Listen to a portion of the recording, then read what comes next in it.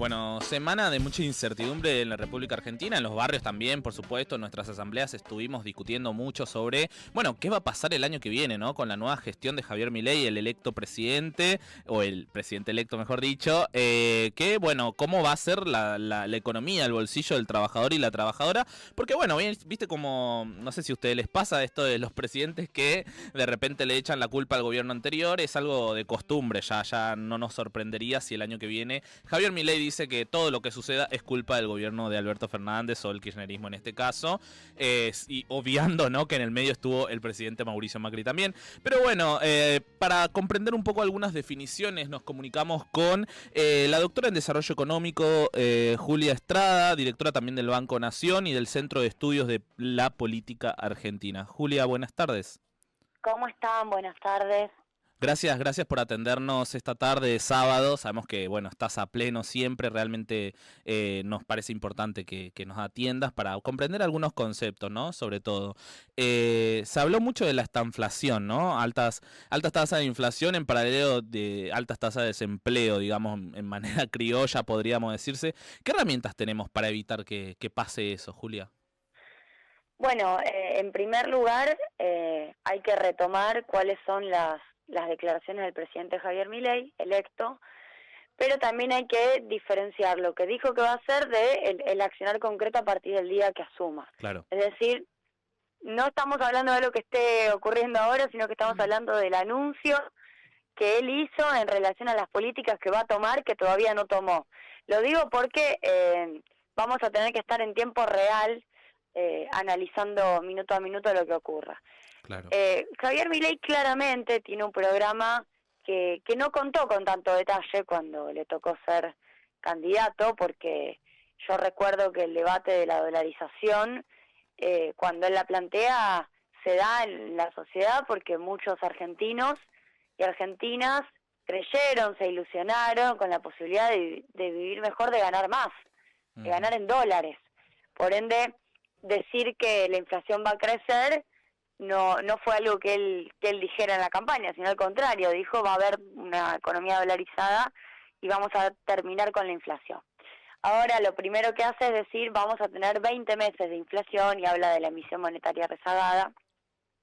Y por otro lado, aparentemente el plan de dolarización que dijo que iba a impulsar fue velozmente dado de baja por los propios asesores que también lo rodearon, o ya el propio ministro Caputo anunciado como tal, porque se consideraba, sobre todo desde Juntos por el Cambio y desde los que hoy rodean a Milei, que era una propuesta inviable. Así que lo que queda es ajuste fiscal, ajuste monetario, que hace a la eliminación de las LELIC. El ajuste fiscal tiene un impacto fuerte, sobre todo si ya empieza a impactar en rubros sensibles como la obra pública, que es altamente generadora de empleo, se impacta en salarios del sector público, que sabemos que es un sector que tiene trabajadores allí que también son parte del consumo interno. Va a ser un ajuste que va a impactar en actividad económica, eso va a producir estancamiento, diríamos bien caída. Y por otro lado, vamos a tener una importante cantidad de desregulaciones en materia de precios, que él mismo ya se está planteando cuando dice que la Secretaría de Comercio no va a existir. No es sencillamente un anuncio de cartón, sino que los programas que la contienen dejarían de funcionar, que es lo más importante en su mensaje, y eso va a traer, junto con la devaluación que ya mismo está diciendo que hay que hacer, una suba de precios muy fuerte. Eso es estancamiento con inflación. ¿Conoces algún momento en la historia que haya sucedido esto, ejemplos de otros países donde haya sucedido esto? Sí, claro, en Argentina ya hemos tenido, hay que remontarse tan solo al inicio del macrismo, en donde 2015 había sido un año de crecimiento económico e inflación reduciéndose. Llegan, Prat-Gay lo primero que hace es devaluar con esta búsqueda de unificación del cepo, y esa devaluación se traduce en un aumento de precio fenomenal, además asociado al tarifazo y además asociado a un esquema regulatorio en donde era un viva la pepa, ningún empresario se anduvo fijando si cumplía o no cumplía con un acuerdo de precios, y asociado a eso vino una caída del PBI. En 2016 cayó el PBI. Con lo cual no hay que irse tan lejos. Si nos vamos, si querés, a la historia, La verdad es que el Rodrigazo, que fue en el 75, y el inicio ya del plan económico de Martínez de Oz, también significaron una liberación de precios y con congelamiento salarial. Así arrancó el plan de Martínez de Oz. No es la primera vez que la corrección de precios relativos se da con una suba de precios muy fuerte de bienes y servicios que quieren remarcar porque se consideran atrasados, sin recomposición salarial, que sería muy distinto a hacer un plan de estabilización más bien peronista o heterodoxo. Este es un plan de estabilización con la gente afuera, y lo que significa es que suben los precios pero los salarios no suben, y además esa caída de los salarios se traduce en una caída del consumo al mercado interno y por ende en una caída de la actividad económica. Esto ya pasó en Argentina. Julia, acá te saluda Lilian Andrade. Yo quería consultarte respecto a, bueno, Nelson hace un ratito comentaba esto de cuando asume un nuevo presidente, sucede que hay decisiones que se toman y que la excusa es, esto es lo que dejaron, esto es lo que dejó el gobierno anterior, ¿no? Frente a esta situación y esta tal vez o posible respuesta también para esta estanflación que puede llegar a azotar a la Argentina. ¿Vos ves que hay otras decisiones que se pueden tomar que no afecten tanto al trabajo, al bolsillo y a los ingresos de los trabajadores y las trabajadoras? ¿O esta es la única opción que se ve posible? Sí, claro que hay otra opción. Sergio Massa tenía una propuesta que era diferente, está claro que no ganó las elecciones, pero nosotros cuando hicimos campaña, yo además fui candidata a diputada en estas elecciones, contamos cuáles eran los desafíos del 2024 desde otra perspectiva. No porque esto estuviera todo color de rosas, porque el principal problema es la inflación y la pérdida de ingresos de parte de las y de los trabajadores. Ahora, si vos querés tener un mecanismo virtuoso de resolución de los problemas, lo que tenés que hacer es conseguir dólares, conseguir acumulación de dólares en el Banco Central, no la fácil de ir y pedir deuda, que es la madre de los problemas, porque hoy estamos como estamos por la deuda y por la sequía. Son las dos grandes razones por las cuales Argentina tiene una inflación tan elevada y tiene además dificultades, por ejemplo, para darle dólares a la industria, para poder tener un sostenimiento de la actividad económica. Este año, de hecho, cae la actividad económica por la sequía. Vos tenés un problema heredado por la deuda y por la sequía. Lo que había que hacer era resolver el problema del endeudamiento, apuntar hacia ese camino, y iba a haber un año distinto con una sequía en camino de resolución. El problema de los pesos se va licuando en la medida en que vos también creces. La solución que están planteando Milei y el equipo económico es que el problema de los dólares es secundario, en todo caso intentarán resolverlo con deuda, pero no van a resolverlo virtuosamente, es decir, intentando cambiar la estructura productiva, buscando que las exportaciones rindan y que eso vaya al Banco Central. Y sí, claro, agarrársela con las LELIQ, que tiene un único objetivo. ¿Por qué te pueden importar los pesos contenidos en el Banco Central? ¿Les importa solamente la hoja de balance del Banco Central? No necesariamente. Lo que les importa es la posibilidad de levantar el cepo, es decir, de tener una apertura cambiaria, pero si quieren hacer eso necesitan que los pesos de los plazos fijos de la gente no generen una corrida. Y si vos necesitas eso, necesitas tener dólares. Esa es la única razón por la cual están tan preocupados por las LELIQ. Claro. Hola Juli, te saluda Rodrigo, comunicador de la Villa 31. Milei habla también de que, de esto de que va a dolarizar y bueno, la mayoría de los economistas, incluso que piensan más o menos parecido como él, hablan de que es un poco una locura eso por la crisis esta que decís que no hay dólares. Y decís que va a tomar deuda para traer dólar a Argentina. Él promete que a 35 años Argentina va a ser potencia.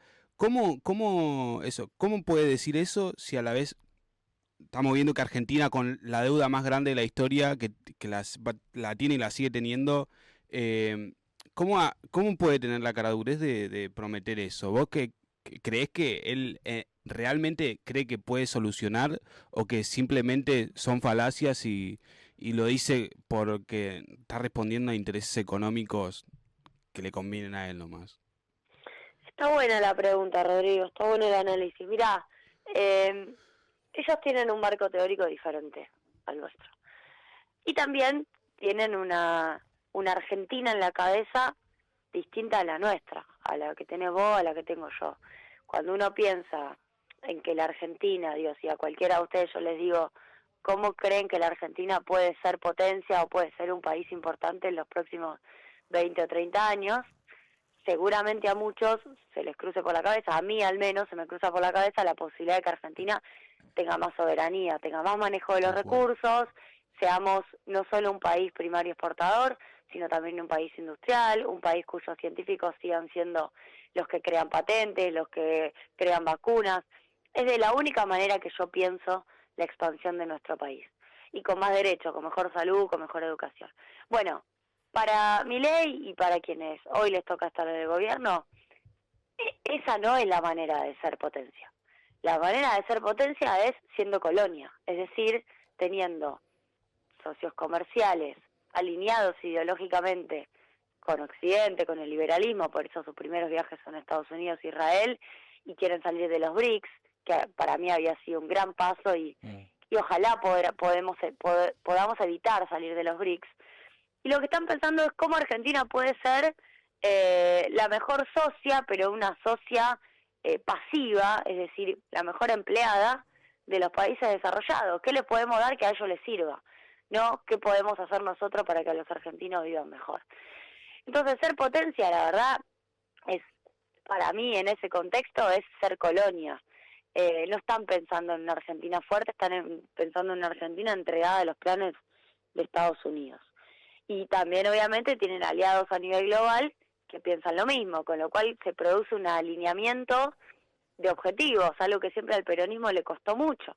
Esto también hay que decirlo. El mundo tiene un viento que va en contra de los vientos de la soberanía que nosotros pregonamos. El viento del mundo, de la globalización, de la OMC, el protagónico, el hegemónico, es el que nos quiere someter. Por eso la posibilidad de entrar a los BRICS era pensar un país diferente. Así que sí, siempre hay un camino distinto y sigue siendo, a mi criterio, una pena habernos perdido esa posibilidad con Sergio Massa como candidato a presidente. ¿Por qué es poco estratégico no ingresar a los BRICS hoy, digamos? ¿Es caprichoso, o es un capricho más ideológico tal vez, o es más bien un compromiso que evidentemente, como decís vos, tienen con, por ejemplo, Estados Unidos? Sí, claro, a ver, hay un sometimiento, hay una domesticación, hay una decisión de ser colonia con Estados Unidos, hay negocios que seguramente ya están discutiendo que se pueden hacer en Estados Unidos, hay una búsqueda de financiamiento que si se la piden a Estados Unidos es porque ya le están comprometiendo un alineamiento en términos comerciales, también en términos ideológicos, muy parecido si se quiere al menemismo en los 90. Y creo que también salir de los BRICS es una manera de dejar de ser esta cosa multipolar y amenazante que para Estados Unidos es que un país forme parte de un grupo de países que cuestiona su liderazgo, porque el caso chino abiertamente está cuestionando el liderazgo económico de los Estados Unidos, y el mundo en términos económicos está tendiendo hacia un equilibrio. No es la hegemonía de Estados Unidos de hace un tiempo, con lo cual es inteligente para Argentina poder tener un pie en los BRICS y poder tener nuevos mercados, poder tener una diversificación de los acreedores. Ese era el camino que íbamos a seguir. Juli, para cerrar quería consultarte qué es lo que más te preocupa, ¿no?, en cara al 2024. A mí me preocupa lo irreversible.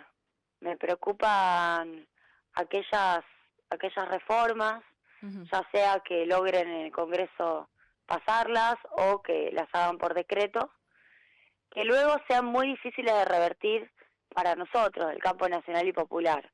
El caso de la venta de YPF o, más sofisticado, sin vender YPF, entregarle las mejores áreas de explotación al sector privado, es irreversible, porque eso significa que los yacimientos más interesantes, los argentinos los perdemos como posibilidad de extraer recursos y de extraer riqueza. La venta de las acciones del Fondo de Garantía de Sustentabilidad, que es patrimonio de las y de los trabajadores, no solo de los jubilados, también sería irreversible porque es algo que no lo volvés a hacer, necesitas recursos para hacer eso, no se vuelve a hacer tan fácilmente. La venta de algunas empresas importantes, ARSAT, el INVAP, la modificación de la ley de contrato de trabajo, que también hoy tiene una estructura sindical que, si bien no representa como representaba hace unos años a la totalidad de los trabajadores, sigue siendo un bastión fundamental para la defensa de derechos, para la discusión paritaria. Es decir, esas cosas me preocupan a mí y son las que tenemos que evitar. Juli, te agradecemos, no sé si los chicos tienen alguna pregunta más, pero te agradecemos muchísimo el tiempo. Como dijo él, nos parece muy importante poder charlar con vos, porque hay un montón de cuestiones económicas, ¿no?, que nos preocupan y que sobre todo hablábamos también esto de que son o se usan palabras nuevas para recetas que Argentina ya ha atravesado y que, por supuesto, de nuevo nos van a atravesar a muchos trabajadores y trabajadoras. Y bueno, la situación está como para poder charlar y analizar y por ahí encarar un mejor año ante toda esta situación. Te agradecemos un montón y bueno, buen fin de semana. Muchas gracias a ustedes y sigan así firmes con el programa y con la militancia cotidiana. Un abrazo grande.